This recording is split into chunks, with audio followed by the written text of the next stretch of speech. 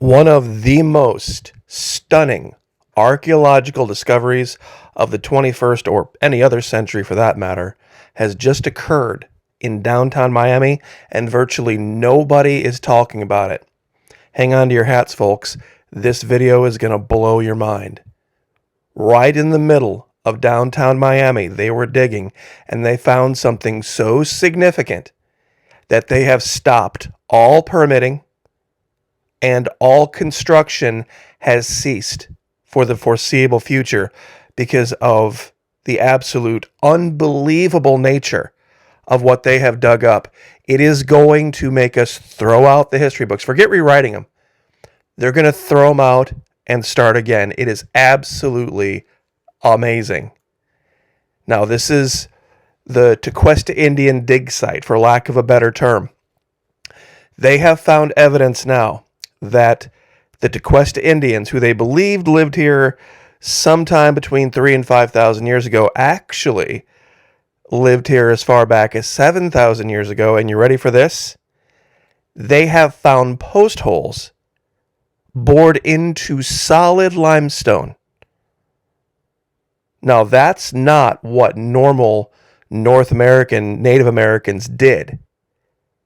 They didn't build structures where they bored giant post holes down through solid rock to build buildings. It is absolutely a complete change, and this is going to rewrite everything. But real quick, just wanted to say thank you to everyone who continues to file in over at the Patreon channel. Thank you so much. We are getting the folding chairs out of the closet, so to speak, and opening up the back of the atrium.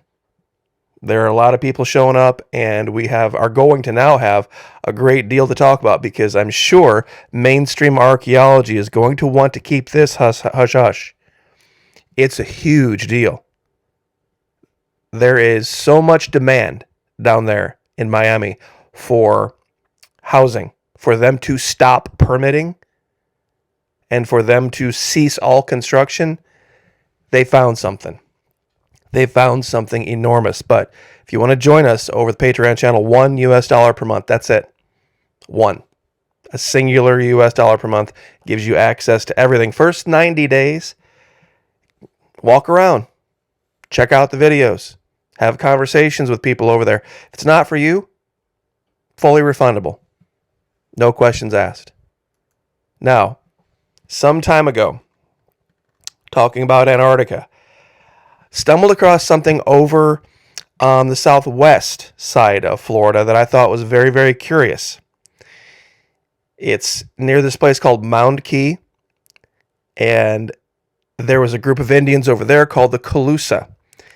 Now, the Calusa Indians, as opposed to the Tequesta Indians, the Calusa Indians were very warlike and very advanced. Even the Spanish, with their muskets and their armor, had a hard time defeating the Calusa. Now, the Tequesta were a very peaceful tribe of Indians. And when the conquistadors show up, they just moved on. And they relocated and just basically got out of their way. Now, what you're looking at here, my allegation has been that these peoples that settled Florida didn't do so coming across the land bridge up in Alaska where the rest of the North American Native Americans went from. My allegation is that they came across a land bridge from Antarctica. Back when Antarctica was connected to South America, some giant cataclysm happened. The peninsula of Antarctica separated from the tip of South America, Argentina, and they were then cut off. But they brought with them a great deal of advanced culture and living techniques that were very contrary. Now, let's read real quick what's going on. The ancient discovery made on the Miami River is so significant it could derail development. 1 April 2023. The site of the major prehistoric archaeological discovery in Miami's Brickell district is extensive and significant enough to merit protection from development under local laws, according to a new analysis jointly drawn up by independent experts and the city's Historic Preservation Office. The analysis, to be presented to the city's Historic Preservation Board in a public hearing on Tuesday, could significantly up the ante in a growing effort by archaeologists, preservationists, Brickell residents and Native American activists to spare at least some of the ancient indigenous site on the south bank of the Miami River from the planned high-rise development by a prominent real estate developer, Related Group. A presentation slide deck prepared for the hearing concludes the site meets several legal criteria as protected. Let's get down to the details here. The site was part of an extensive town believed to have been built by some 2,500 years ago by the Tequesta tribe, which disappeared with the end of the first Spanish occupation of Florida in 1763. Experts contend the Brickell discoveries may constitute the most significant in a series of archaeological finds made at the mouth of the Miami River in the past 25 years that include the Miami Circle National Historical Landmark, thought to be around 2,000 years old. The independent archaeologists, including experts from the University of Miami, see a cluster of stone spear points that are among the thousands of artifacts and animal-human remains found at the site show indigenous occupation on the riverbank probably dates back as far as 7,000 years ago. Ongoing excavation of roughly half the site has so far uncovered some 350 post holes carved into the limestone bedrock that likely mark the foundation of prehistoric structures according to the presentation.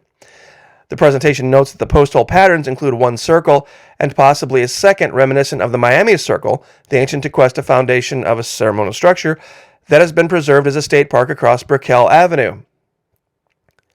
Now, I'll give you a link to this. This is the Miami Herald. This ties right into another article from March 29, 2023, that Submerged Prehistory in Florida holds insights to the first humans to even live here. And they didn't come across the land bridge from Russia, like most people believe. The Native Americans came to North America up through Alaska and Canada. Well, guess what? They didn't. They came through South America. But the Indians that live in Florida, the Native Americans, that live in Florida, have very little to do, very little in common with those that did come across the land bridge. I'm not saying none did. I'm saying the ones in Florida came from South America and from other places. Now, this story about the warm mineral springs in Northport is an incredibly interesting story that dovetails right with this. The hunt for sunken evidence of early humans in North America began some 60 years ago with a swirl of controversy in southwestern Florida. In 1959, retired Air Force Lieutenant Colonel William R. Royal uncovered traces of prehistoric people while diving at warm mineral springs. Now, real quick, for reference, let's go over there real quick. So this is where they found evidence going back 7,000 years of posts carved into solid limestone. Northport, Florida is over here. This is kind of Sarasota, that region. Here's Port Charlotte, Punta Gorda. This is kind of where the hurricane hit, most recent one. And Warm Mineral Springs is right here. Now, this guy was diving in this spring. And this is what he found. Sinkhole formed when an earthquake collapsed a subsurface cave around 20,000 years ago. Because Royal was an quote-unquote an untrained amateur, says Purdy, scientists poured cold water over his bold claims. The spring's main claim to fame is its association with Spanish conquistador Juan Ponce de Leon, who supposedly identified it as the Fountain of Youth in 1513. Though tales of the explorer's search have been greatly exaggerated, hordes of modern water worshippers have followed in his wake. Quote, few who take the waters can deny their healing properties and therapeutic nature, says Sarasota County archaeologist Steve Koski. Now, I can attest to this. Personally, having lived here and having come here with injuries, having come here with arthritis, having come here with all sorts of problems, I'm not saying it's the fountain of immortality, but there is something about Florida, and not just certain springs, the water in general. You heal. You heal here in a way that you don't heal other places, and a lot of it has to do with the water. Royal was the first to dive in the sinkhole, which is a surface circumference of 1.4 acres, and reaches depths of up to 250 feet at its center. January 59, he spotted stalactites some 70 feet below the water surface in a cave off the main basin. Royal knew he had found something that would turn archaeological thinking around, pushing humans' presence in the region back by thousands of years. Now, in the summer of 59, Royal recovered an intact human skull at a depth of about 45 feet. Examining the bones, he noticed what felt like a soft and slimy soap at the base of the skull. Royal was convinced it was millennia-old brain tissue, an improbable theory, given how quickly brains tend to decompose after death, but one that would ultimately prove correct. Now remember, at this time, modern archaeology said he was full of it. They said he was crazy, that he was some kind of an idiot. And then later on, he was proved to be true, and these skulls were dated back 10,000 years. And they had brain tissue in them. And here's a picture of the man actually holding the skull. And I'll give you a link to this article where he was lambasted by the press, and he was made fun of, and all this kind of stuff until they dated it, and they're like, oh, wow. The brain belonged to a 5'6", 19-year-old woman with a dietary deficiency. Indisputable proof followed in 73 when under 1930s Coca-Cola bottles and a 78 RPM phonograph record. Wilbur Sonny Cockrell, Florida State's underwater archaeologist, excavated an entire human skeleton. The New Warm Mineral Springs finds dated to more than 11,900 years ago. Oldest human remains in the Western Hemisphere have been found in Florida. The oldest human remains in the Western Hemisphere have been found in Florida. Now, when you put this together with the behaviors of the Calusa, the Matecumbe, the Tequesta, the Miami, all of these different Indian tribes were very, very different in how they operated, how they went about their daily lives. Very different than, say, the Potawatomi or the Shoshone or even the Cherokee. Very different. And now that they have found this, I don't think it's going to be too big of a stretch that they're going to say, where did they bring this from? They didn't develop it here. Where did they bring the technology from? And over a course of what I believe is a couple hundred years, they migrated from here. This is where they developed the technology, absent anyone else. When you look at the maps from the explorers from the 1500s and 1600s, they show two distinct group of peoples: the people that lived here in South America that were developing here, and then another group of people living alongside of them, migrating and moving all the way through into the Caribbean.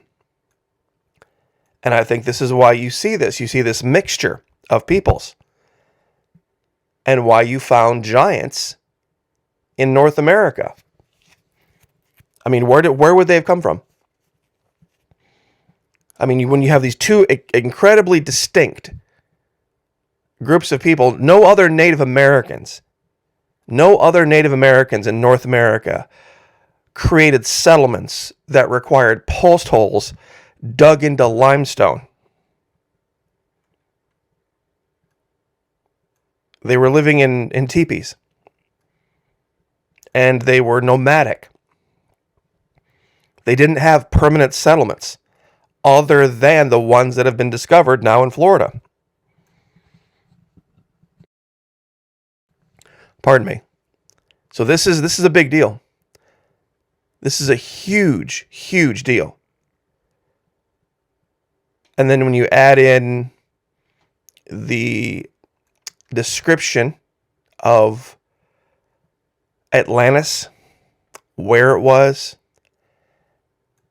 what was found here,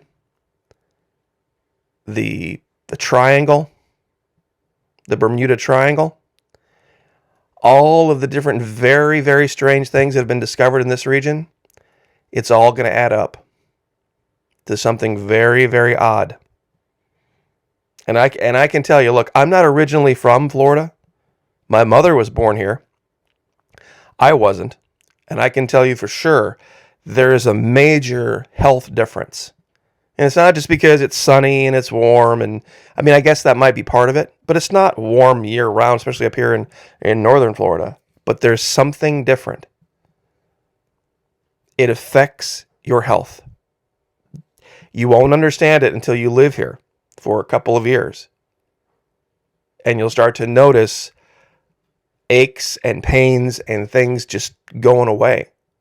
Your skin, your hair, I'm going to say it, your eyesight, your hearing. Like I said, not the fountain of immortality. But even 500 years ago, what they said they experienced versus my personal experience and what they're showing now, and the testimonies of hundreds and hundreds, if not thousands of other people, maybe tens of thousands of other people, something's going on. Something's very, very, very different about Florida than the rest of the country. So I will leave it there. God bless. Like, share, subscribe. We'll see you guys next time.